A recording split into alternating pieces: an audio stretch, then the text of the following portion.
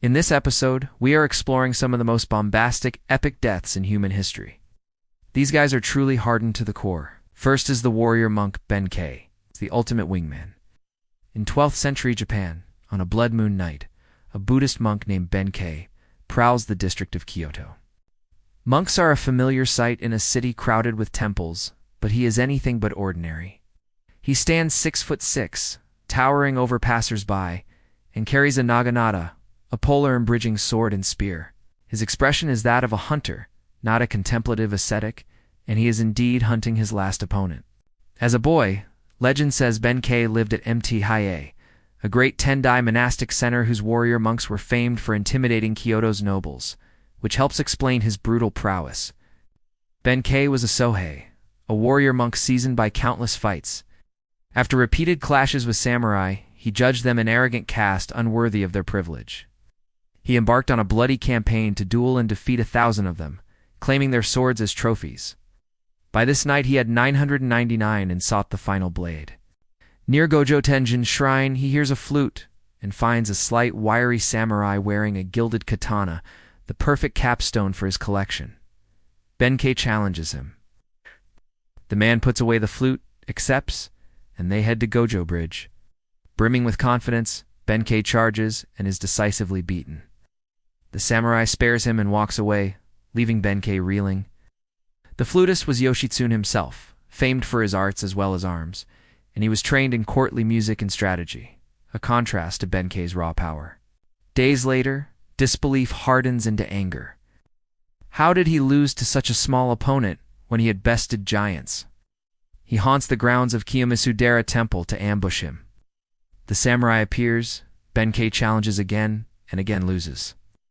Humbled, he bows and offers to renounce monastic life to serve him. The victor is Minamoto, no Yoshitsune, of the famed Minamoto clan. Benkei joins his retinue, and the two become inseparable. They fight alongside Yoshitsune's half-brothers in the Genpei War against the Taira, who murdered Yoshitsune's father in his infancy. After 5 years, the Minamoto prevail, and Yoritsumo, Yoshitsune's half-brother, becomes shogun. Later chronicles say Benkei carried Yoshitsune on his back through enemy lines during the escape from Kyoto, underscoring his total devotion. Victory breeds rivalry.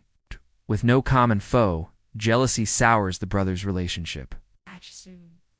Yoshitsune and Benkei flee Yoritomo and find sanctuary with the Fujiwara, enjoying a brief peace. Pressure and likely bribes shift the politics. The Fujiwara successor betrays them, and on June 15, 1189, at Koromagawa, they are trapped, outnumbered 5-1, with 500 Fujiwara troops hemming them in. The episode cemented Benkei's standing death in Japanese lore.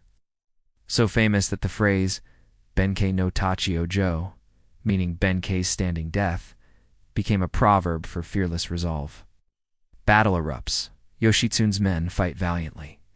Benkei is a force of nature, hewing down foes more than a foot shorter, but defenders fall in waves.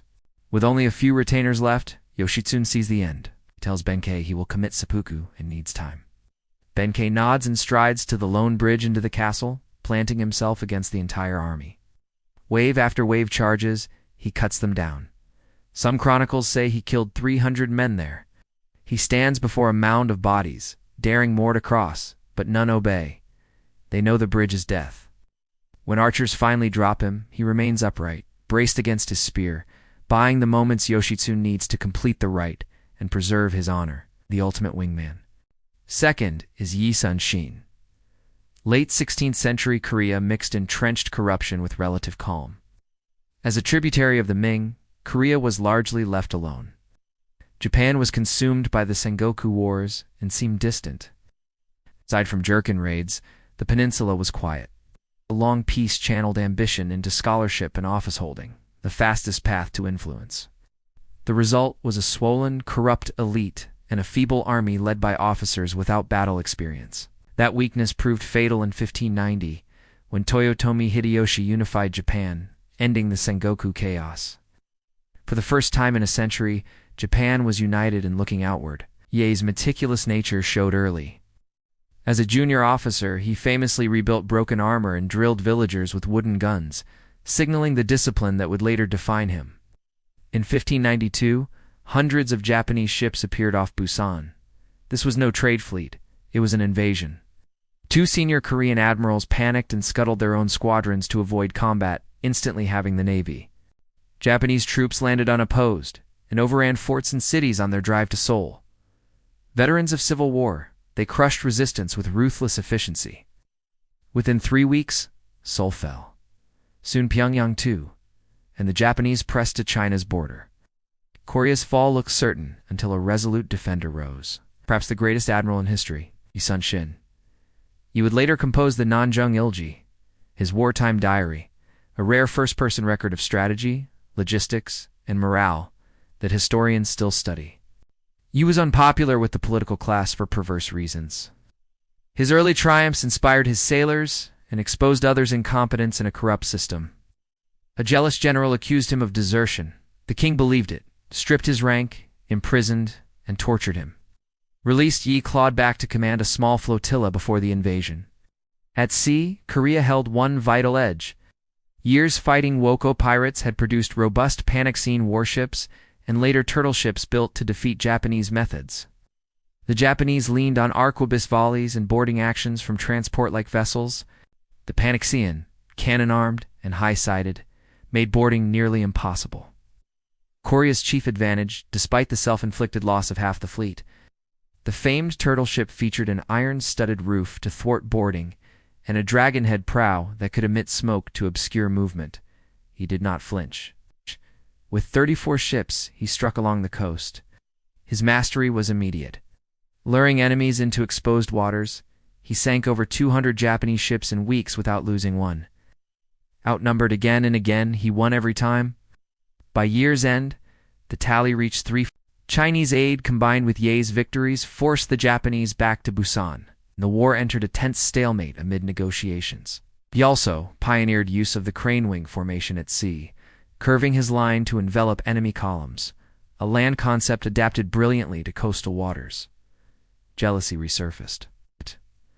Won Gion, one of the admirals who had scuttled his ships, seethed at Yi's fame and slandered him to the king. When talks collapsed and the Japanese launched a second invasion in 1597, Won Gion and allies framed Yi for treason. Once more the king stripped him, jailed, and tortured him, sparing his life to serve as a common soldier. Won Gion took the fleet, drank, blundered, and alienated Ye's officers. Meanwhile, the Japanese had learned, adding cannons and adopting Ye's tactics. At Chiltiliang, commanding 200 ships and Ye's best men, Won Gion sailed into a trap the Japanese had refined from Ye's playbook. The navy was destroyed, and Won Gion died while fleeing. In the aftermath, Yi famously said, "I still have 12 ships," a line that became a national byword for resilience. The king restored Yi as admiral. He inherited 13 ships and a few hundred shaken sailors. In the next engagement, outnumbered 25-1, Yi sank 31 of 333 Japanese ships without a loss, buying time to rebuild. The outlook remained grim until Toyotomi died the next year, ordering a full withdrawal. Yi struck decisively at Noryang. Standing atop his flagship with his son and nephew, he beat the war drum and led the allied Korean and Chinese line.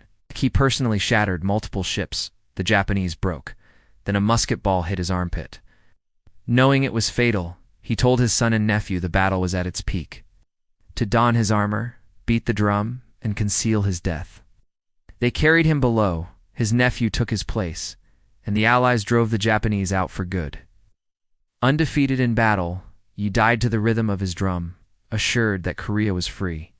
Today, his statue dominates Seoul's Gwanghwamun Square, and his image appears on South Korea's highest denomination banknote, reflecting his enduring legacy. Third is Ben el Salomon. Though we often dwell in antiquity, this World War II tale earns its place. A dentist-turned-field surgeon cut down 98 Japanese soldiers before succumbing to his wounds. Drafted in 1940, 3 years after graduating from USC Dental School, Salomon proved exemplary with both rifle and pistol. Promoted to lieutenant, then captain, he served as regimental dental officer of the 105th Infantry. In June 1944, he deployed to Saipan. The Pacific theater was savage. casualties immense, and with graver needs than dentistry, he volunteered to replace a wounded battalion surgeon. Earlier stateside, Salomon had gained a reputation for volunteering for the toughest duties and for marksmanship, skills that would matter on Saipan. By July, both armies were mauled. The remaining Japanese recognized defeat and chose a final banzai charge: kill as many Americans as possible with no intention of returning. Before dawn on July 7th, roughly 4,000 attacked. Salomon's aid tent stood 50 yards behind the front line. Within minutes, over 30 wounded crowded in. He worked furiously, but the line collapsed. Outside, he saw a Japanese soldier bayoneting a wounded American. Salomon seized a patient's rifle and shot the attacker. 2 more burst into the tent. He killed them. 4 crawled in from the sides. He shot 2, bayoneted a 3rd, smashed the 4th with his rifle, but as a wounded American finished him. Accounts note, he kept moving patients out even as he fought, turning his tent into both triage and last redoubt. Realizing the tide, he ordered the medics to evacuate the wounded while he covered the retreat. He moved forward with a rifle. When 4 machine gunners fell, he sprinted to the weapon, took over, and raked the charging waves, holding until he was overrun. Days later, Americans found him slumped on the gun, 98 enemy bodies heaped before it. His corpse bore 76 bullet holes and numerous bayonet wounds, 24 likely inflicted before death. Blood trails showed he had dragged and repositioned the gun multiple times while mortally wounded. Despite the lives he saved, he was initially denied the Medal of Honor under Geneva rules, forbidding medical officers from bearing arms. Though repeatedly recommended, he remained overlooked until 2002, when President George W. Bush posthumously awarded him the Medal of Honor, 58 years late.